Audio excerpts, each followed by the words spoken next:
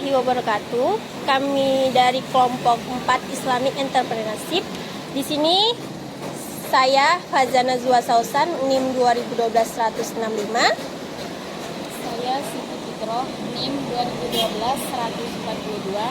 Dan saya Rizkita Nirwana Effendi dengan NIM 2012-172. Dan saya Rafing Halik dengan NIM 2012-161. Ya, baiklah, di sini kami akan mewawancarai seorang pengusaha muda yang ada di RD area kami, yaitu di Mendalo Laut. Bersama kakak siapa? Boleh diperkenalkan namanya, Kak? Saya ini ya, Mendalo Indah. Mendalo Indah. Mendalo Laut. Iya, Kak. Boleh diperkenalkan, Kak, namanya siapa? Nama saya Fitri Riani. Nama saya Fitri Riani. Ada lagi yang mau ditanya? Kak, kakak di sini sebagai pemilik dari Ya, saya kafe ini, pemiliknya. ya, Bukan kafe ya, lebih tepatnya ini kedai. Kak? Kedai. Iya. Apa alasan kakak memilih usaha ini, Kak? Karena kita kalau mau memulai untuk membuka usaha, Iya. kita pasti pengen tahu pasar di lingkungan kita apa aja. Karena kebetulan tempat ini itu tempat orang tua saya, jadi saya memanfaatkan tempatnya, cari peluang yang besar untuk selalu orang cari. Ya, yang paling banyak orang cari ya makanan, benar? Iya. Ya itu. Kapan berdirinya usaha kakak? Sekitar tahun 2020. Bagaimana kisah awalnya, Kak?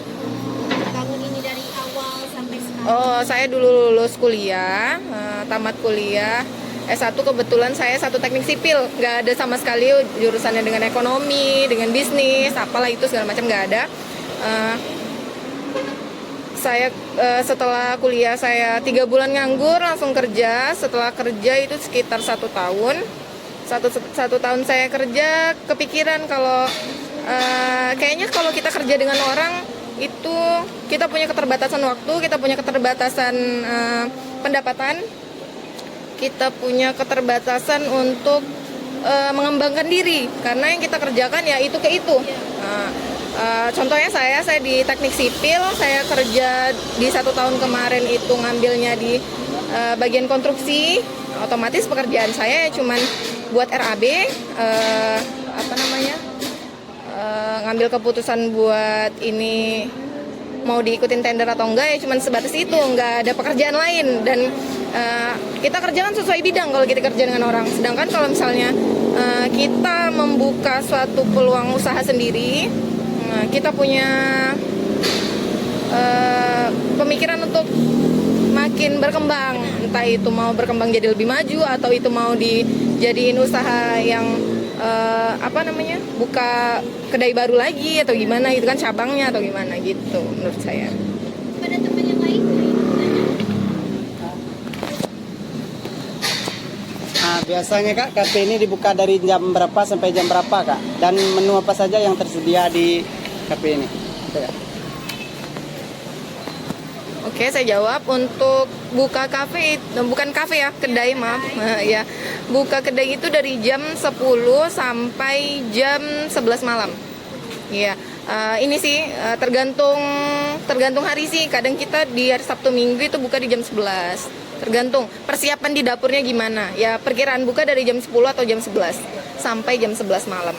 Kalau untuk menu kita ada minuman sama makanan berat atau makanan ringan. Ya, contohnya yang best seller di sini ada Choco Oreo, ada Mango Flow Jelly, ada Yakult Majito, masih banyak lagi yang lainnya. Terus kalau makanan itu kita lebih dominan ke nasi goreng yang lebih banyak. Ada juga nasi goreng, kita banyak variannya, ada nasi goreng udang, ada nasi goreng ayam, ada nasi goreng teri, ada nasi goreng cumi, tergantung gitu. Fitro? Baik, terima kasih. Kalau boleh tahu Kak, berapa penghasilan per bulannya Kak? Dan Kalau itu mohon maaf banget saya nggak bisa jawab, mungkin range-nya aja ya. Karena itu privasi. Tadi sama kayak yang tadi ditanyain, boleh nggak untuk liput di dapur, karena itu udah rahasia kita. Jadi mohon maaf, untuk di dapur kita nggak bisa liput, karena kan ada berbagai macam bahan yang kita nggak bisa kasih tahu ke orang, karena itu rahasia kita. Gitu. Nggak mungkin kan nanti kita share, kakaknya kita pakai misalnya bawangnya 3 siung, 4 siung, terus pakai merek ladanya kita pakai merek ladaku, nggak mungkin kan. Nah Nah, jadi ada bahan-bahan yang kita nggak bisa sharing ke kakaknya gitu. Makanya untuk di dapur kita nggak bisa kasih share ke kakaknya. Kalau untuk pendapatan kita di range bersih atau kotor. Kalau kotornya di 30 sampai 50, kalau untuk bersih di 20 sampai 40. Oke. Pertanyaan selanjutnya Kak, pernahkah Kakak berpikir untuk membuka usaha cabangnya di tempat lain gitu? Kalau itu udah pasti dari awal saya udah ngomong ya, kalau yang namanya kita berusaha agak tinggi ya levelnya. Kalau misalnya berbisnis itu tinggi lagi levelnya. Kita otomatis harus punya pembelajaran atau ilmu yang lebih tinggi lagi karena manajemennya banyak, ada manajemen pemasarannya lagi. Kalau ini kan bidangnya masih kecil, masih skala kecil, masih kedai, masih apa ya, kaki lima lah istilahnya ya. Jadi kalau untuk sekarang punya keinginan pasti, cuman kalau untuk waktu dekat kayaknya belum. Saya mau belajar dulu, cari ilmunya dulu, karena mau mengembangkan usaha itu butuh ilmunya yang harus dipelajarin dulu. Karena takutnya saya buka cabang nanti gak ke handle, saya sendiri yang handle kan nggak mungkin. Sedang di satu tempat ini aja saya nggak 100% ada di tempat gitu. Mungkin pagi aja atau siang aja atau malam aja, kadang nggak datang dalam seminggu, tergantung gitu kan. Makanya kalau untuk buka cabang saya perlu ilmunya dulu, baru nanti saya bisa mengembangkannya lagi gitu. Terus kita Kak boleh minta motivasi dari kakak untuk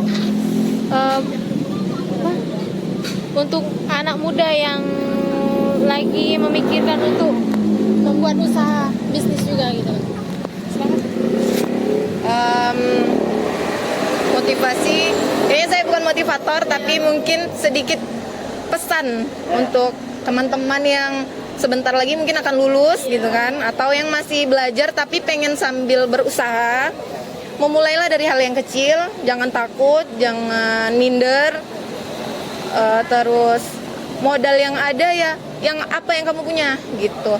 Jangan memaksakan modal yang harus minjam atau gimana, kecuali kamu punya usaha nih dari nol. Saya kan kebetulan buatnya dari nol nih. Dari nol saya buat dari Sabtu Minggu, mungkin nggak terlalu rame, tapi Sabtu Minggu itu PO sambil saya kerja dulu dari Senin sampai Sabtu.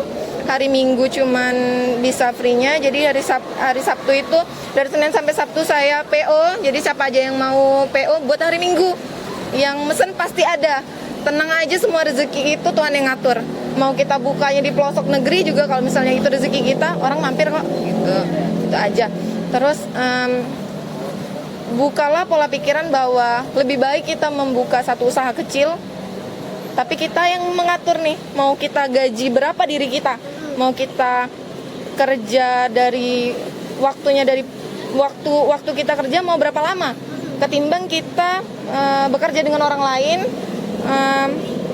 dengan waktu yang pasti udah dikasih nih 8 jam, 9 jam normalnya ya.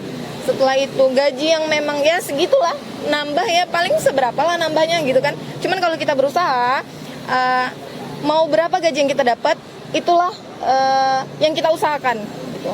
Mau hari ini dapatnya 100.000, mau hari ini dapatnya 200.000, mau hari ini dapatnya 500.000, itu tergantung kita yang memanage diri kita buat gimana caranya usaha yang kita kerjakan itu berkembang gitu. Luar biasa penjelasan dari kakak. Terima kasih banyak kak atas penjelasannya. Demikianlah wawancara dari kelompok kami. Lebih kurangnya kami mohon maaf. Kami akhiri. Wassalamualaikum warahmatullahi wabarakatuh. Mari. Terima kasih kak ya, masih banyak kak.